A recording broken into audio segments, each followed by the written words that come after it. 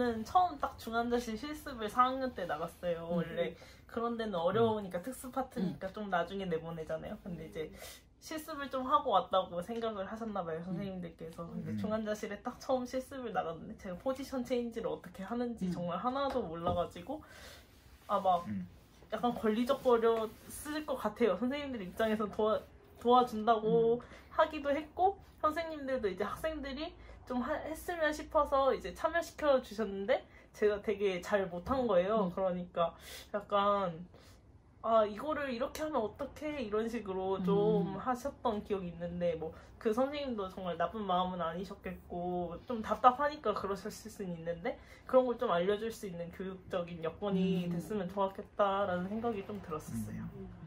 갑자기 생각나는 게 제가 원래 중환자실에서 일했었거든요. 그러니까 저희 중환자실은 그렇게 크지 않아가지고 베드도 한 19베드, 20베드 되고 간호사는 한 6, 7명 일하는데 학생 선생님이 4명이 오신 거예요. 6, 7명 일하는 학생 선생님 4분 오셔가지고 이거 어떻게 데리고 다녀야 되냐 이러다가 제가 진짜 막내 독립한 지 한두 달 됐나 이랬는데 어쩔 수 없다. 너도 한 명을 데리고 다녀라 이래가지고 제가 막 실습하시는 걸 데리고 다녔는데 2달째인가는데 계속 덜덜거리면서 제발 많이 걸지 마. 제가 아는 것은 없고요. 궁금한 거 있으면 대답은 해드릴 텐데 틀릴 수도 있어요. 막 이러면서 대체 제가 막 트레이닝 받았을 때 이렇게 들었던 내용들, 라운딩 도 때는요 환자를 머리부터 발끝까지 본다고 생각을 하시면 되고요. 막 이러는데 사실 그러니까 내가 일도 하기가 아직 이렇게 완전하지 않은데 학생쌤까지 이제 같이 데리고 다니려니까 학생쌤들 딱 봐도 제가 신기한 걸 알았겠죠. 그러니까 서로 엄청 조심스러운데 그래도 중환자실 갔을 때 그 석션을 해봤던 게 기억에 남아서 석션을 시켜드려야겠다. 그래서 선생님 혹시 석션 한번 해보실래요? 그래가지고 제가 학생쌤 시켜드렸거든요. 근데 그날 임계인가 학생쌤한테 석션 시키지 말라고 그렇게 돈 거예요. 그러니까 그게 뭔가 정확하게 어디까지 해줘야 되는지 이런 것도 안 정해져 있으니까. 그러니까 제가 생각하기에는 학생 선생님이 해도 뭐 세츄레이션이 떨어진다던가 크게 문제가 없을 것 같아가지고 이렇게 해보게 한 건데 이제 사지쌤이 그거 보고 생각이 각자 다를 수 있는데 약간 조금 화가 나셨나? 그래가지고 전체 임계 때 학생들 석션 시키지 말라고 약간 오랄 석션만 시키지 이렇게 트라 있는 사람이나 그런 사람들 시키지 말라고. 근데 그 사람은 벤트를 하고 있진 않았고 그냥 여기만 로메오로 여기만 뚫려 계셔가지고 그 정도는 해도 되지 않을까 싶어가지고 한번 보여주고 제가 보는 앞에서 이렇게 잠깐 해본 건데 이제 그것도 이제 안 된다 그래가지고 죄송합니다. 근데 저는 오히려 선생님이랑 반대의 경우여가지고 저도 실습 때 석션도 가끔 한 번씩 해보고 그랬는데 그 차지 선생님께서 학생들 오면 석션 한 번씩 시켜주라고 오히려 그러셔가지고 저희는 그걸 알려주는 게 또 일이었어요. 근데 진짜 학생마다 배우는 게 너무 천차만별이어서 학생들끼리 만나서 너는 이거 안 해봤어? 우리는 그런 거 시키는 사람 아무도 없었는데? 이런 식으로 되다 보니까 그런 게 진짜 문제인 것 같아요. 실습하실 때 되게 이거 해보고 싶은데 아쉬웠다거나 그런 거. 근데 진짜 저희는 이제 또 실습 가기 전에 학생 가수들이 과거에 무슨 사고를 쳤는지를 사전 오리엔테이션 때 얘기를 해가지고 뭘 부탁을 해드려야 되나, 뭘 부탁을 해야 이 술기를 볼 수 있을까, 혹은 해볼 수 있을까, 이런 생각보다도 저 사고 친 케이스만큼은 안 돼야지 하고 일단은 몸을 사리고 들어가는 게 일단은 첫 번째였고요. 그래도 저는 일단 석션은 좀 해봤고 석션도 해보고 했는데 어쨌든 간에 글쎄요, 이게 다 선생님 바이 선생님이고 파트 바이 파트여가지고 또 선생님 중에서 정말 천사쌤들도 좀 계시거든요. 그 천사쌤 잘 만나면 그 학생은 그날 8시간 루틴을 거의 그 쌤만 따라다니면은 다 볼 수 있어요. 다 볼 수 있고 다 할 수 있는데 악마쌤을 만났다. 신기 건들리게 하면 악마쌤이나 아니면 뭐 진짜 태움의 끝판왕 선생님을 만났다. 정말 스테이션 맨 뒤에 보이지도 않게 가만히 서 있거나 뭐 서 있거나 앉아 있거나 뭐 어쨌든 간에 그 눈에 띄면 안 돼. 그 선생님을 만나면 눈에 띄면 안 되기 때문에 그거 눈치 보느라고 하루 다 가고 너무 나서서도 안 되고 나서도 너무 안 되고 비적극적이어도 뭐 안 되고 그 중간을 뭐 물어봐도 안 되고 근데 또 가만히 있으니까 가만히 왜 있으니까 가만히 안 있냐고 되고. 뭐라 그러고 그러니까 진짜 천사쌤 만나려면은 정말 그 파티에 갔을 때 천사쌤이 누군지를 스크리닝 해야 되는데 그게 일거리다. 이게 뭐 사람 고르려고 면접 그 실습 온 것도 아닌데 그런 것들이 참 어려웠다. 그리고 저는 첫 실습이 그 악마 의자쌤이었거든요. 의자쌤. 그래가지고 의자에 앉지 마라. 의자왕이야. 첫 실습이 그거여가지고 정말 좀 힘들었는데 그래도 다행히 천사쌤들도 있어가지고 그 천사쌤들 좀 잘 따라다니고 그랬죠. 네. 좋다. 또 인상에 가면 저런 천사 선생님이 되어야지. 이거 먹고 기다려요.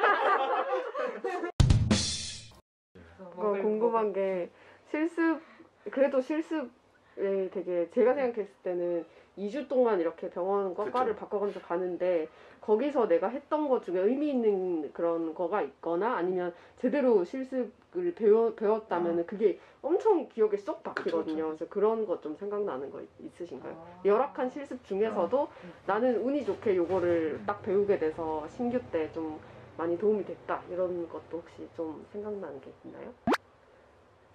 정적이 저는 그 산과 실습이었는데 그 갓 분만하고 오면 자궁 위치가 이제 뭐 배꼽 근처 뭐 배꼽에서 두 손가락 위치인가 그 배우잖아요. 근데 그거를 만져보라고 선생님이 맞아요. 이렇게 네, 마사지 해주면 만져보라. 저는 비록 이제 상가에서 근무를 하진 않았지만 그때 만졌던 그 촉감이 아직 기억이 나요. 그 이렇게 만지면은 자궁이 수축되면서 이렇게 약간 동글동글해지는 그 동그란 그 느낌을 손이 만져졌어요. 그래서 그게 너무 신기했었는데 그거 말고는 없네요. 저도 제가 원래 내과에 있다가 갑자기 외과를 가게 됐는데 그때 수술을 어떻게 하는 건지 전혀 모르고 수술방 시스템을 잘 모르니까 근데 학생 때 저는 수술방 시스템을 되게 좋아했거든요. 그래서 친구들은 야 몰래 나가도 아무도 몰라 막 이랬는데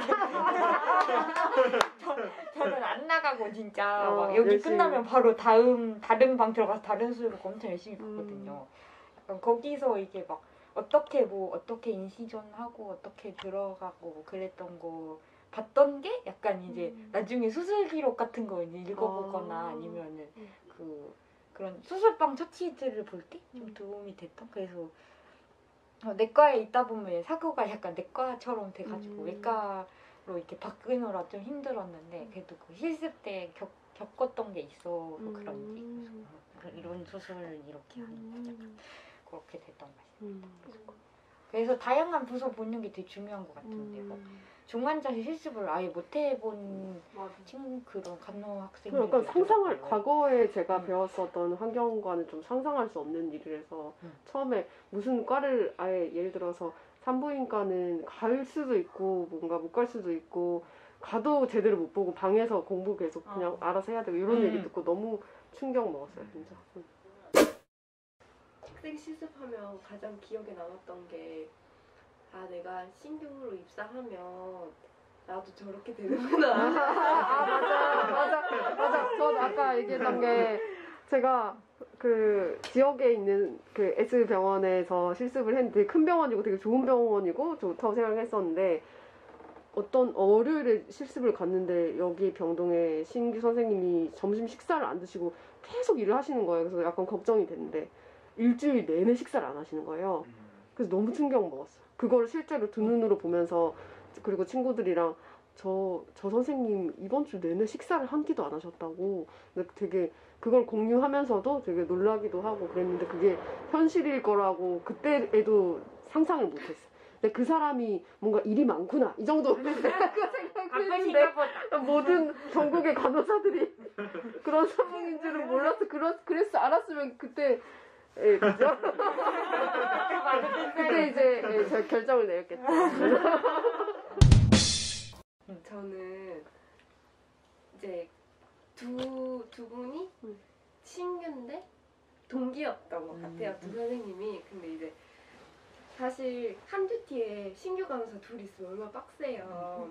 그래서 이제 무서운 고용차 선생님이 계셨던 것 같은데, 그래서 고용차 선생님이 막 뭐라고 하고 나가셨어요, 스테이션 밖을. 그러니까 이제 동기 두 분이 서로 얼마나 의지가 됐겠어요. 그래서 야, 너 오늘 퇴근 빨리 할 수 있어? 어떡하지? 하면서 막 이러는데 참 애잔하면서도 믿을 건 동기밖에 없고. 아주 큰 교훈을 얻으셨군요. 맞아. 믿을 건 동기밖에 없다. 그래서 약간 간호 실습하면서 노는 거는 그 눈치파트하고 말재간밖에 없다고. 처음에 막 실습하러 가서 이제 혈압 재러 가면 환자가 뭐 물어보고 선생님께 확인해 보겠습니다. 이러고 담당 선생님한테 가가지고 막 이러면 알았어요. 이러면서 막 이랬는데 요즘은 그냥 그런 거면 좀 이따 선생님 오시면 여쭤보세요. 이러면서 아니면 막 그런 거 막 이상한 거 요구하거나 하면 학생이 내 손에서도 그거는 말이에요. 설명을 대강해서 이렇게 해야지 귀찮은 일이 없어진다고 막 이런 거 간호사들 워낙 바쁘니까. 그래서 약간 그 임상의 그런 임상 체험? 체험을 하고 이제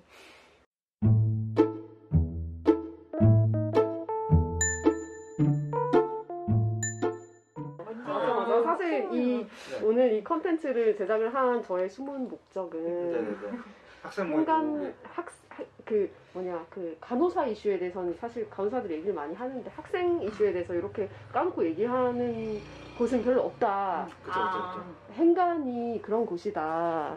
이렇게 여기로 오셔가지고 여기 초점이 안 맞네.